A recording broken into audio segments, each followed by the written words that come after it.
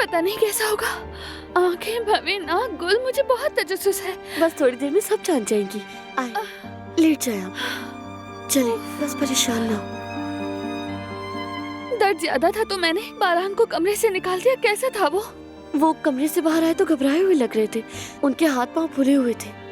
क्या करूं गुल, उसकी वजह से मैं खुलकर भी अपना दर्द महसूस नहीं कर पा रही। वो मुझे और डराता है। बेहतर है कि वो बाहर रहे। वो कहते हैं ना, माँ एक बार जनती है और बाप 9 बार।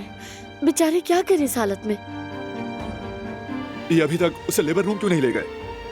क्यों सहने दे रहे हैं उसे इतना दर्द? भाई, डॉक्टर को पता है उसको क्या करना है। आप सुकून से रहे। नहीं आ रहा सुकून फराद। मुझे उसके पास जाना होगा। अरे भाई, आप क्यों इतनी टेंशन ले रहे हैं? और दिलान भी यही चाहती है कि आप बाहर रहें। आपको ऐसे देखेगी तो वो भी परेशान होगी। रिलैक्स रहे यार।